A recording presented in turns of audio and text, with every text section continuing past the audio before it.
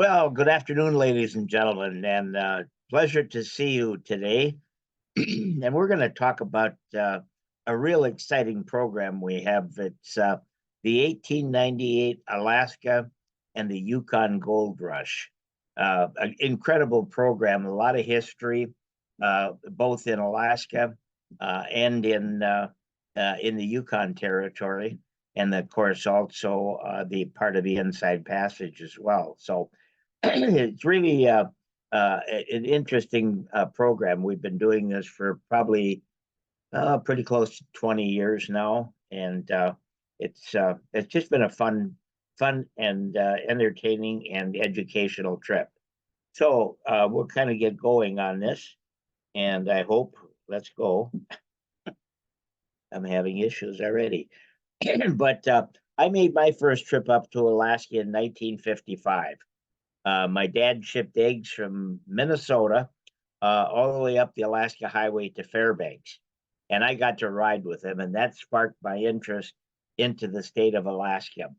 And not only did I have a great time, but I wanted my children to have the same experience I did when I was 12 years old. So I started taking them up when they were just youngsters. John, my oldest son, he went up when he was 7 years old. Joseph went up when he was 6 years old, and Elizabeth went up when she was 6 years old. I, at that time, did everything. I drove the coach, made the reservations, etc. So they got to go with their dad. Just a funny thing, in 2023, 2022, I'm sorry, we had our 40th anniversary trip, and I actually served the coffee, and Joe drove the coach, which was totally opposite of what it was in 1983 when we first started. But it's a great program, and I'm sure you're going to enjoy it. But when we talk about the state of Alaska, we have to understand how big it is. It covers 590,000 square miles of land, all the way from the tip of the northernmost part down to the southernmost part.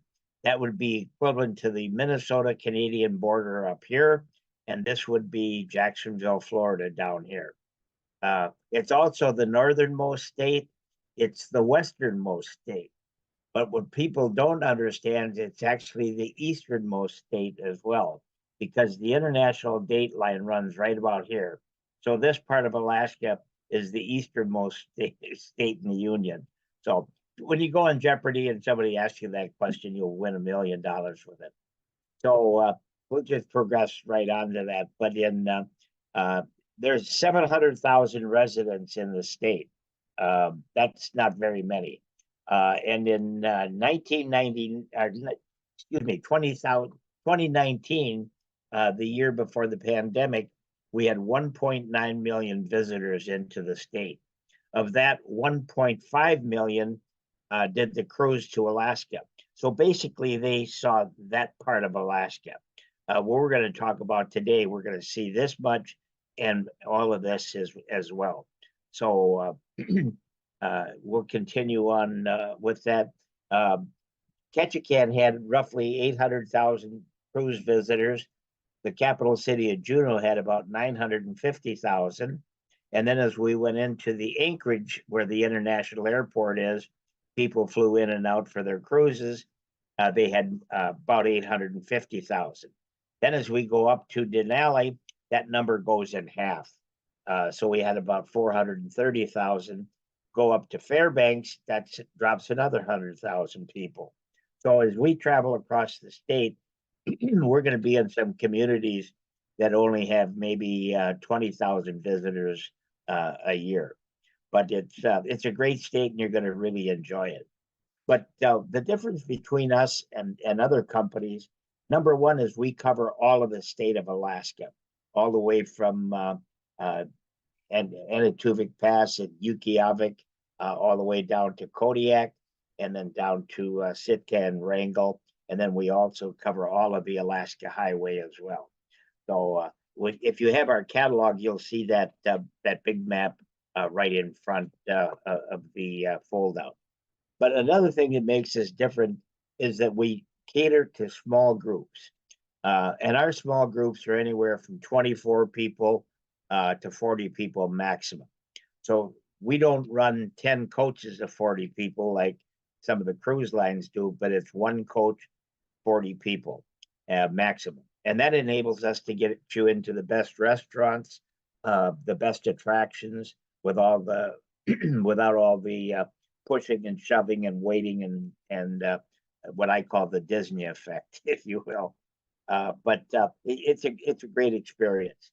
A good portion of that you're going to be covered by motor coach, and our motor coaches are the most comfortable and custom coaches in the state of Alaska. Uh, we only do 44 seats in them. Um, Most of the cruise tour companies in Alaska carry between 56 and 60. So the distance between the front of that seat and the back of that seat is 19 inches.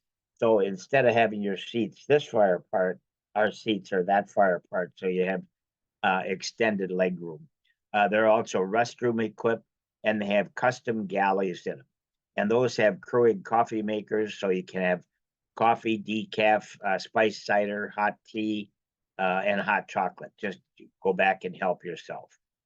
This is my grandson, Emerson, and he went up. His dad drove a trip 3 years ago. He was 8 years old when he went up. Uh, and he went up again last year with his dad, the same group. So he's a junior tour manager in training, if you will. But there was a great Alaska native that came from St. Pauli Island, and he wrote, "What you do not see, what you do not hear, what you do not experience, you will never really know." And that's so true about Alaska. It's just such an incredible destination, and that and the Yukon both. Education wise, you're going to just learn a lot. Just a few facts about Alaska. Alaska is home to 17 of North America's tallest mountains. The coastline of Alaska has more than 34,000 miles. It's more than the rest of the U.S. Totally. There's only there's about 150,000, or excuse me, 100,000 glaciers in the state of Alaska as well. So when people go to Alaska, they have four major expectations. Number one is to see glaciers. Number two is to see mountains. And there's actually 14 mountain ranges in the state of Alaska, including the Alaska Range, which contains Denali, the tallest mountain in North America. And of course, wildlife is the third expectation, and scenery, of course, is the fourth. And one thing about Alaska, when you're traveling both the Alaska and the Yukon, every 2 minutes the scenery is going to change. It's not like driving across uh, Illinois, for example, or driving across Kansas, where you see endless miles of plains. So there's always something beautiful to see, including wildlife along the way. All your meals with us are included. And that's a big deal. You never have to plan to take your wallet out. They're all first class meals. You'll be ordering off the menu about 99% of the time. So the food in Alaska is really great, and you're going to have Alaska-sized portions. And the desserts are incredible. The fresh berries that they grow up there are just incredible. We also have one libation with dinner every night. That's included with your dinner. So I call them adult beverages. Uh, the hotels we use in Alaska, your first night in and last night in will be at the Captain Cook, which is right downtown Anchorage. It's a luxury hotel in all its standing. The next morning, we're going to actually visit the Anchorage Museum, which is just an incredible display of everything historical, from the Good Friday earthquake that devastated Anchorage to the discovery of gold in the 1900s, to the construction of the pipeline, and the 5 indigenous native people that you'll see with all their all their outfits and their customs, the heritage of the first Alaskans, as we call them. We're also going to then proceed up to the Knik River cabins, and these are first class in every mean.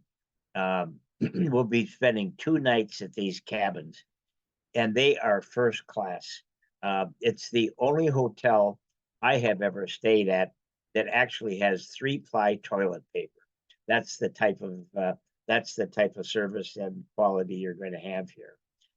It's just a beautiful location. The next day, we're going to actually explore the Matanuska Valley. And this is where President Roosevelt created the New Deal and gave the land to the Midwest farmers to see if they could raise crops. And they are incredible. So we'll tour a couple farmsteads. We'll also go out and visit the muskox farm in Palmer. Then we'll return to the Knik Glacier Lodge, overnight again. The next morning, we'll venture up toward Denali.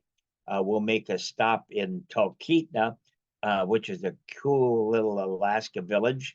It's actually where Northern Exposure, the old television series, was written about. So we'll visit this little community, and then we'll proceed up to Denali National Park for our next 2 nights. We'll go out to the national park sign. We'll do a group photo in your beautiful blue jackets out there. And then we'll proceed up to the hotel for the next 2 nights. We'll probably stay at the Denali cabins, which are really, again, Alaskan style lodging, if you will. Beautifully designed, all just like you would think Alaska would be. They also have a great dining room here. It's called the Prey Restaurant. So we'll be having some of our meals here as well. And then, of course, one of the nights we'll have s'mores, and we always have a little bit of John Jameson to put in your hot chocolate, keep you warm on those cool winter evenings. The next morning, early in the morning, we're going to go into Denali, and we will actually go in 42 miles, roughly to this point right here. We used to be able to go out and we'd spend 2 nights out at Kantishna, but in 2021, the road collapsed right there, and it's not going to be open until 2025. So roughly it's 5.5 hour round trip that will go in, and you'll have a great view of all the wildlife. You'll see moose, you'll see Dall sheep, you'll see grizzly bears, caribou, and of course, hopefully, the Toklat wolf. So when we'll cross over the Teklanika River, and this was actually a real bear that was chewing on that sign. It's not a stuffed bear or taxidermy. It was actually a bear that was chewing on the sign. So we'll come back out. You'll actually have the afternoon free to do some activities if you'd like. There's river rafting, there's four-wheeling, there's a zip line, or you can do a flight over Denali if you'd like.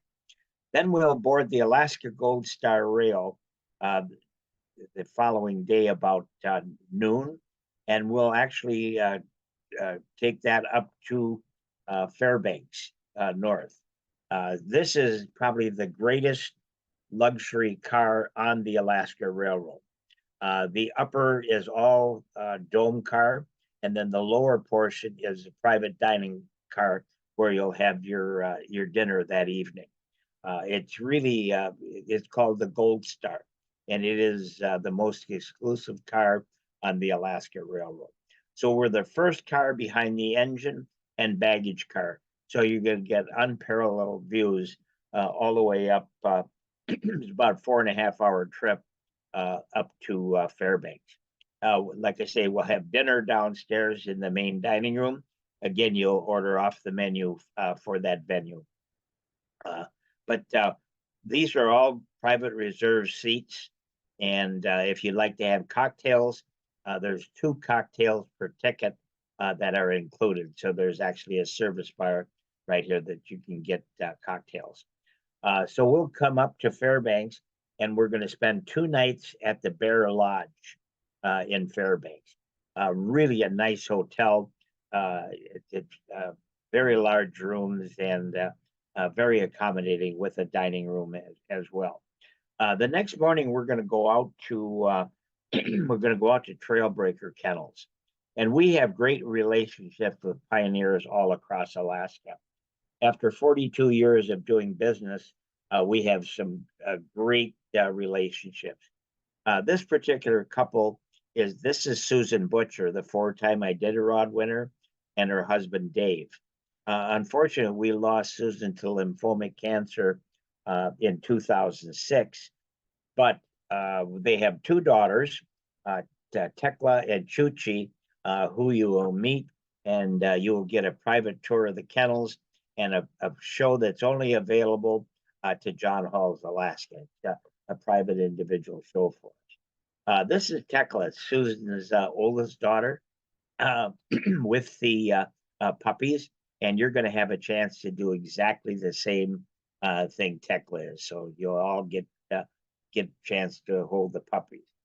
So we'll have a luncheon and show. That's David that's presenting. You'll also see Susan's first sled that she won the Iditarod on. You'll see her 4 trophies that she won, and you're going to learn a lot about the family and about the Iditarod itself. So after we have lunch, then we'll go out to the kennels, and you'll all get a chance to play with the puppies and see how they train the dogs. Later that afternoon, we're going to go over to the Fountainhead Auto Museum. And this, ladies and gentlemen, is the most incredible collection of old-time clothing and old-time cars. There's about 80 cars in the collection, dating back to 1898 is the oldest, and the newest is in 1937. But every car, for example, this is a 1909 Cadillac. This would be the period dress from 1909. So there's a collection probably of 300 to 400 articles of clothing in here, and there's 80 cars in the collection. 8 of them are one of a kind in the world, and they actually drive and run every one of those cars with the exception of 3. So it's really a great educational process once again. Then we'll continue down to Tok, which is our overnight. We'll then cut up the Klondike Highway and head up towards a little village called Chicken, Alaska. So this is our hotel accommodations in Tok, and then we'll head up to Chicken. That's the last city that will be in Alaska. The population is about 14 people here. But if you'd like to mail a postcard, postmarked Chicken, Alaska, you can certainly do that as well. So it's kind of a fun little thing. Then we'll cross over into the Yukon territory, and we'll drive the top of the World Highway, which is one of the most scenic drives in the Yukon. We'll proceed into Dawson City. And Dawson City was the origination of the 1898 gold rush. So everything is just exactly like it was then. So it's kind of a step back into yesteryear. There's wooden sidewalks, dirt streets. All the facades of the buildings are just as they were in 1898. So we're going to spend 3 days and 2 nights in this unique little community. As we stroll the streets, you will see all the merchants in 1898 period dress, and you're going to get a lot of history in the 2 days, 2 nights we're here. Early the next morning after breakfast, we'll head down to Gold Dredge number 8, and we're going to have a private tour by Parks Canada, who operates the dredge, who maintains it. We're going to have a private exclusive tour all through the 3, 4 levels of it to see how it operates, how it separates the gold from the earth as we transpire through the town of Dawson City. We'll also go out and visit Jack London's cabin. Now, Jack London came from California and thought he was going to strike it rich like everyone else. Unfortunately, he became ill, went back to California, and wrote about his tales. Thus, Call of the Wild was born right here. So it's kind of unique again. We'll continue. We'll view some gold mining operations up in Dawson, and then we'll also have a chance to go up to the Midnight Dome. And this is where it'll point out some of the largest gold strikes were from this point due. As we stroll around, we'll see all of the vintage historic sites such as the Montague Roadhouse. We're also going to take you out to a pan for gold. So this little establishment is kind of fun.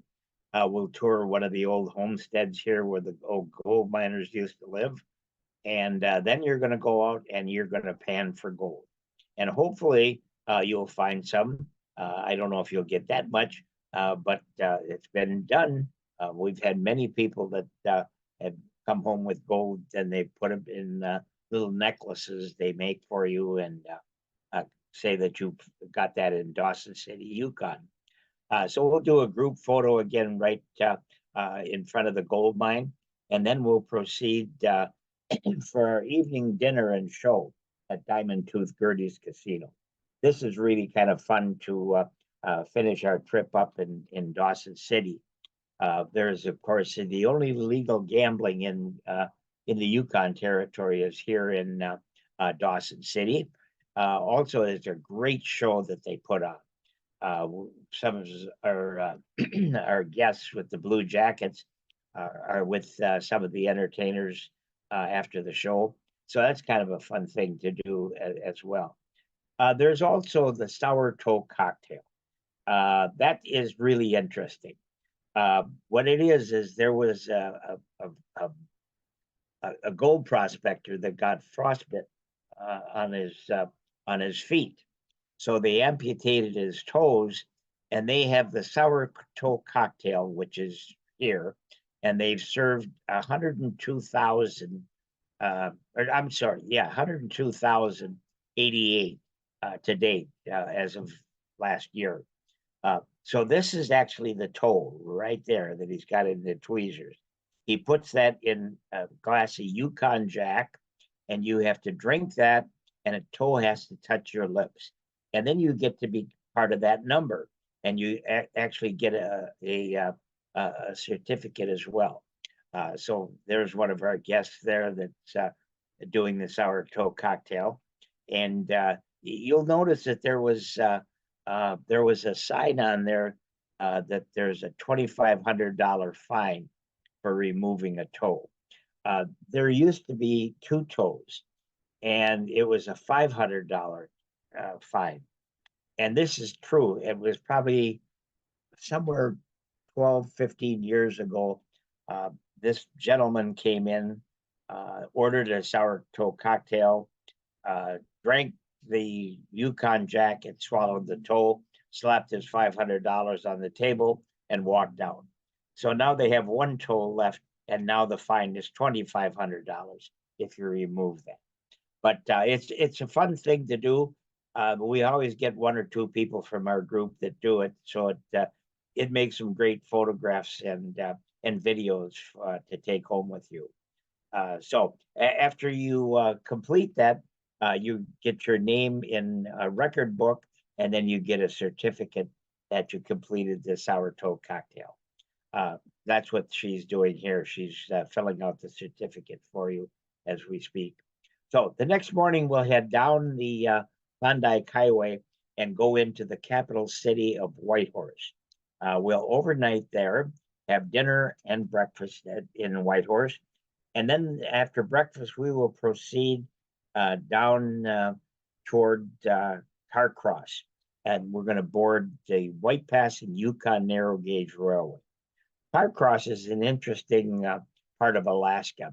It actually has a desert, Carcross Desert in Carcross, Alaska. You'll actually that's not Alaska; it's Yukon Territory. Excuse me, in British Columbia, actually. So we're going to board the old White Pass and Yukon Railway, and we'll take that down through the Chilkoot Pass, dropping about 3,000 feet down to Skagway, which was the entrance to the 1898 Gold Rush days. So these are the old time cars. It's a very scenic route coming down. It's probably 2 to 3 hours train ride. Just it's really interesting. It's all narrated about the Gold Rush history, of course. And this is the Chilkoot Pass that we're coming down.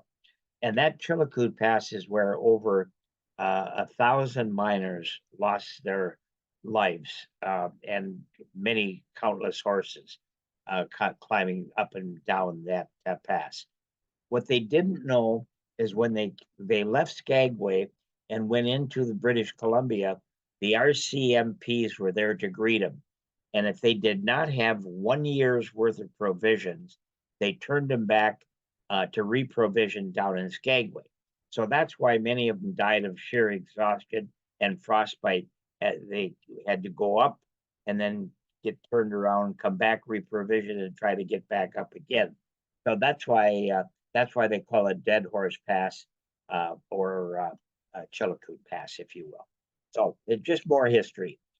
So this is what Skagway looked like in the pre-Gold Rush era. This is what Skagway looks like today. So we'll spend some time exploring the old town of Skagway, some of the old buildings, the wooden sidewalks, etc. Maybe go out to the Gold Rush Cemetery and learn about Frank Reed and Soapy Smith. Just really more history. Then we're going to board a vessel, private vessel for just our group on the 1898 Gold Rush, and we're going to go down the Lynn Canal and into the capital city of Skagway. The Lynn Canal is really beautiful. It's a big, kind of like a big fjord, if you will. There's waterfalls. There's just beautiful scenery. So this is the top deck of our vessel that's open for viewing, and then downstairs is all enclosed. So we'll have nice warm quarters downstairs if you get chilled upstairs. So basically what we're going to do is we're going to come down from Skagway, which is way up here. We're going to come down the Lynn Canal and into the city of Juneau. We're going to spend 3 nights in Juneau. The following day, we'll come down and go over to Icy Strait Point, spend the day, come back to Juneau again. Then we'll come down into College Fjord's Twin Sawyer Glaciers right here and spend the day in here.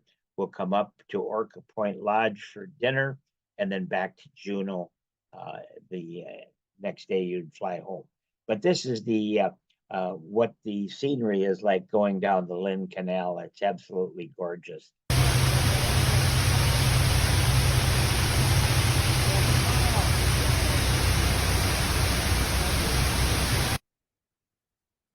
Also, we'll hopefully see wildlife. This is a bear trying to fish for salmon. And we've also seen caribou and moose along this route as well. So then we'll come into Juneau. Like I say, we'll overnight 3 nights. The following day, we'll go out whale watching. And this is what's called a bubble feed. And it's really unique to see. That's where a pod of whales dives below a school of bait fish. And what they do is they make a circle around them and release their air. That confuses the bait fish. They all get into a tight ball. And then as pictured here, the whales all come out of the water with their mouths open to feed. So it's just a really neat experience. And you'll see that probably in the Lynn Canal and also in Tracy Arm Fjords. So the next day, then we'll go over to Icy Strait Point. This is a native Tlingit village. This is an old native cannery, salmon cannery here. There's also a great gondola that goes up to the top of the mountain. You can also go zip lining. Right back here, there's a native dance show that you can attend. Just some really neat things of the Tlingit native culture to experience. So, like I say, this was the Huna Packing Company. All the machinery is still here for processing the salmon, canning it, and then sending it down to the lower 48. This is one of their tribal halls, or called a longhouse. It's where their ceremonial center is, and this is where the native dance show will be up here on this. The colors for the Tlinkits are very bright, a lot of reds and blacks and blues, etc. Our logo is actually a Tlingit a raven that you see on my shirt here. They're quite interesting, and you'll learn a lot about the culture of the Tlinkits, including the carving of the totem poles at Icy Strait Point. So you're going to learn a lot about the culture of the first Alaskan, that would be the Tlingit tribe. This is just kind of a gathering center at the bottom of the gondola. You can watch people coming off the zip line. There's just always fun things to do at Icy Strait Point. These are the gondolas that'll take you up to the top of the mountain. You can ride up and down, or you can come down on a zip line if you'd like. But this is a great view of the mountains in the background. That miniature cruise ship that carries probably 5,000 people is off in the distance. So these are the zip lines that come down. They're going. That's about a mile drop, and you're traveling at about 60 miles an hour. So it's really kind of fun, if you will. I've done it 4 times, and I'm still here. I've got white hair now, but that's not from riding the zip line. You're also going to see a lot of marine animals. The Tracy Arm Fjords, where we'll be going. It's just a beautiful day. You'll see seals. You'll see walruses, or not walruses. You'll see harbor seals. You'll see sea otters. You'll see sea lions. Just a great array of wildlife. And of course, what everybody wants to see is the wind, especially when they're either doing the bubble feed or just flipping their tails. The great education process by the administrators on the boat. They'll give you the highlight. You're going to learn a lot about these humpback whales. They're really interesting animals. Everyone has a different tail print, just like every human has like a thumbprint or a fingerprint. They have the same thing on the whales. I'm trying to get you a good picture of one, but we'll see. There's a good picture. So this is what's called the whale print. So no 2 whales have exactly the same print. They're all identified by name by the tail. A lot of these the expediters on the ships will call them by name. It's kind of fun to learn. So as we travel into Tracy Arm Fjord, you're going to have the opportunity to see some of the most spectacular scenery in the Inside Passage. These are icebergs that come off of the glacier. This is one of the twin Sawyer glaciers. There's the North Sawyer Glacier and the South Sawyer Glacier. So we'll spend probably a couple hours at the glacier, watching and hoping for a great calving. Um, this is hopefully what you'll get a chance to see. Oh my God! Oh my God! Wow, that was incredible. Oh, look at the wave coming. Oh my gosh! Hold on.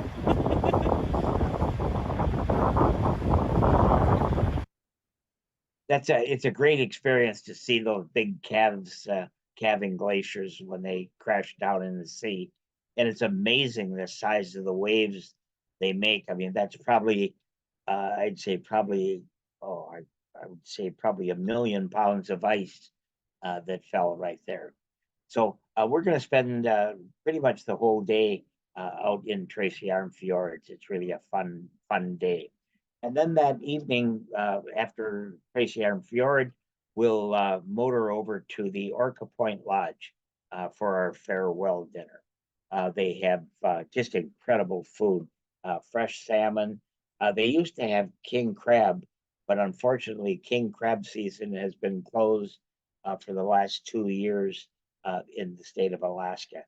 So probably snow crab now is what we'll get, and salmon and prime rib and numerous desserts. Just a really a fun experience. Totally real Alaskan, if you will. So there's dining inside and outside, of course. It's just a really a great day in the evening. So the next morning, we'll arrive after breakfast, and depending on your flight time, we'll take you out to the Juneau airport, and then you'd fly home, probably Juneau, Seattle, and then back to your home city. I think Delta also flies out of Juneau now in the summertime as well. So, but it's a great experience that you're going to have both through Alaska and Yukon Territory. So we have discounts on all of our tours. This is just I'm just using the Grand Slam as an example. So, for example, the list price was $75.99 on the Grand Slam. Anything that's booked prior to January 1st, there's a $500 per person discount. If you make your final payment by check, which is due 90 days prior to departure, we will deduct $200 per person off of that. If you pay by credit card, we have to pay the credit card company the $200. So we'd rather give it to you and reduce your cost. And then in addition, if there's two couples going, there's a $50 friends and family discount. And if there's four couples going, then that goes up to 100. So, if you're going to do a cruise with this, you're on the 1898, you're getting the cruise on it. So, but some people want to do an additional 7-day cruise on it. So there would be an additional $300 on that per person. But we call everything the value added approach because everything is included. All your attractions and activities, all of your meals, plus one adult beverage every evening, all your corresponding gratuities, airport meet and greet with airport transfers, fully guided both on land and sea by my staff. You always have somebody from our staff with you 24 hours a day. All your luggage handling, all your sales, taxes, fees, port charges, the gratuity on the boat.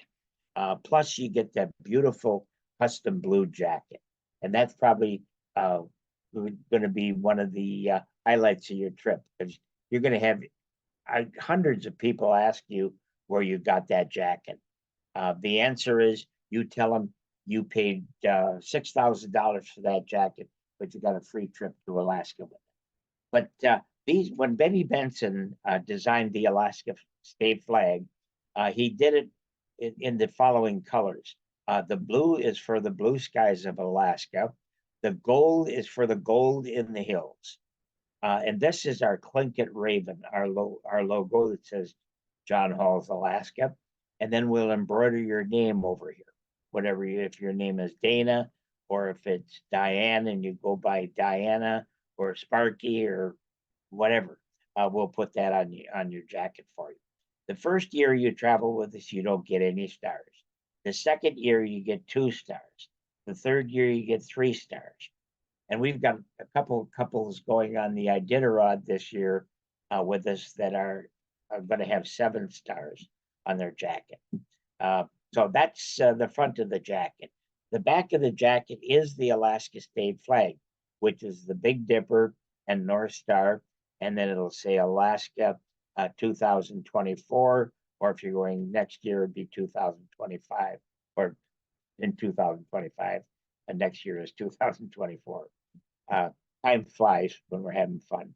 But these will all be mailed to you roughly 30 days prior to departure, along with the itinerary, a passenger list of all who's traveling, packing suggestions, travel insurance information, etc. So we'll get that all to you.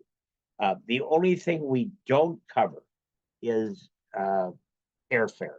That's the one thing, but our office will be happy to help you arrange that. We don't include the gratuity for my staff, and I do that for a specific reason. I've been in the restaurant and hospitality business too long in my life, but I've seen restaurants that had 5-star service, and they started adding 20 or 22% gratuity, and that 5-star service went down to 4-star or 3-star because they don't have to work as hard. They don't have to give the service because they're going to get paid, get the gratuity regardless. So I never want that to happen in my company as long as I am alive, and I'm sure with my children, they would follow suit. So we want everybody to be on their top of their show every day. These are discretionary. They're not mandatory by any means. If you think your tour manager did a good job, you can reward him. If he did a crappy job, call me, and he won't probably have a job next year. And then, of course, travel insurance would be the additional. But there was a great Iowa farmer who had a motto, and that was to live simply, to love generously, to care deeply, to speak kindly, and leave the rest to God. And if everybody in the world had that motto today, it'd be a whole lot better place to live. But that we kind of live by that same thing. We believe in strong business ethics and a lot of empathy for our clients, etc.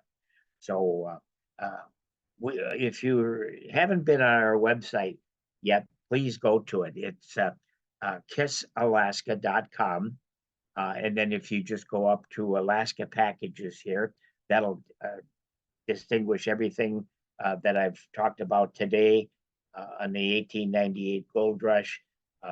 There's also videos for a lot of the tours in there. There's travel insurance information up here. There's information about everything that you need to know in here. It's we just reconstructed that website this year, and it's been a work in progress. It took us about a year to get it done, but it is very full of information. Or you can just call our office anytime at the toll-free number 1-800-325-2270. And all of our staff has been to Alaska, so they can answer your questions, whether it be Jenny or Deanna or Joseph, myself, or Kate. So we've all been to Alaska, so they all understand.